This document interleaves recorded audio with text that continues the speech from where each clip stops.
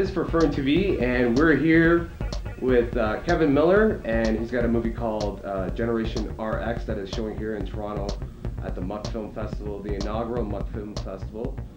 And where did this all come about, and why was it important to you to make this film? Well, to take the last part, why was it important? It sort of tied into the whole thing that I was producing another film in 1993 called Let Truth Be the Bias. And that was actually my first health freedom film, if you will. And I was doing some research in the National Archives in the States and some other places, and I came across this footage of Americans who were testifying before the Food and Drug Administration about Prozac. And the footage itself was from 1991, and the year I found it was 1993, and virtually no one had seen it. And so I watched it. It wasn't appropriate for Let Truth Be the Bias at that time, but it always stuck with me because it was extremely powerful stuff. You know, grandmothers and mothers and sisters and brothers getting up there telling one horrific story after another. And as I said, it wasn't appropriate for that film, but I knew at some point that I would produce a film like this.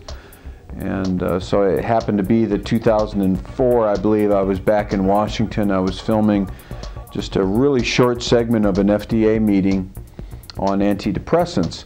And it was definitely like deja vu. I kept hearing the same kinds of things over and over again, and I had to think to myself, my God, I've heard all this. And then I remembered, of course, that I had heard it all from the 1991 video. So essentially I saw that nothing was changing, Fernando, so I felt like the truth had to come out and we had to give people at least informed choice.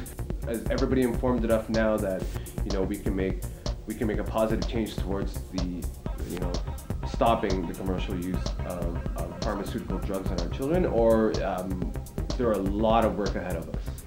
Well, there's definitely a lot of work ahead of us, and my goal in particular is not necessarily to stop the use of them.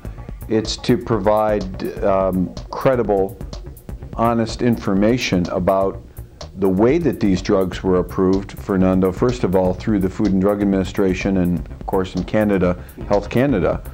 And by that I mean, what was the science by which they based their decisions to approve these drugs for the treatment of ADD or ADHD, or in the case of these, quote, bipolar medications, which are antipsychotic medications, or even antidepressants. Right. What was the science? What was the scientific methodology that was used to prove that these were credible? What did the studies say? And the shocking reality is that when you examine the science, that it's extremely shoddy. And not just for these three classes of drugs that I was talking about, the stimulant drugs, the antipsychotic drugs, the antidepressant drugs. Not only for those, but really for all of the psychiatric medications, there seems to be a double standard. Medicine likes to say that their science is credible and that they use science in a way that makes it available to the public so that they can trust the information, whether it's to use Prilosec or a high blood pressure medication or a heart medication or what have you.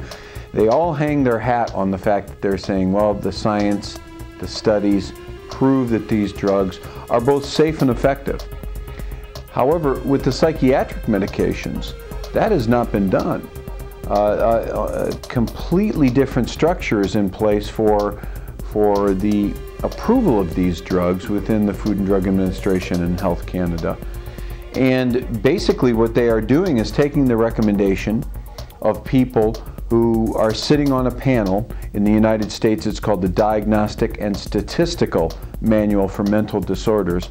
The DSM is the Bible, if you will, of psychiatric illness.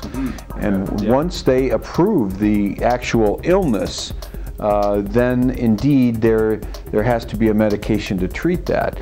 And there's a huge conflict of interest. So you've gone to and approached families who lost their children. I mean, how did you go about doing that? Like, I mean, it must be very emotional for, of course, the families, but why would they agree to be a part of your film? Well, you know, the blessing of being a filmmaker for 20 plus years is that I have a body of work that people can judge me upon. And just like, you know, some people might judge Michael more unfairly or fairly on his body of work and decide whether or not they want to participate in his stuff. The same holds true with my documentaries. So what do people do when they go see your film? I mean, when they get motivated, they want to make a change. You know, they have children, and they don't want that to happen to their children. What can people do? What's the solution for them? Well, it's an individual solution. It's always an individual solution. So the first thing is, you know, there's a bill here in Canada called Bill C6. They need to kill that bill because it's a bill that will take away your freedom to use whatever medical means that you see fit to treat yourself or your family or your loved ones. The next thing is education. Because if people were to watch Generation RX, if they were to absorb the facts that are meticulously researched and extremely credible, Fernando, in Generation RX. I mean, my film was done for people like you and for your viewers so that you wouldn't have to do all of the work. Right. And he saved us a big step, yes. Exactly right. Yeah. And I've often challenged journalists and others to examine the film. If you find one thing that is not correct, challenge me on it. I've been doing that from Europe to America to Canada and everywhere in between. Right. And, you know, Australia as well, and New Zealand. I have yet to hear from one journalist, and by the way, I've contacted journalists at the New York Times, at the Toronto Star, at some of the biggest publications in the world, and said this, and have not heard a word. So and sent them my film and asked them to do this. So if they're not challenging my facts, then we have a serious problem here. And that we have a problem that we need to educate parents to. And we need to educate free people everywhere to the facts that are in Generation RX. So that once you're aware of the problem, once you're aware how shoddy the science is, once you're aware that this could have all been avoided and could still be avoided. Long time ago. A long time ago, decades ago. Then you can defend your own personal sovereignty. You can defend the rights of your child to keep them off of a drug if you don't believe that it's in his or her best interest. And you're educated. You have fully informed choice.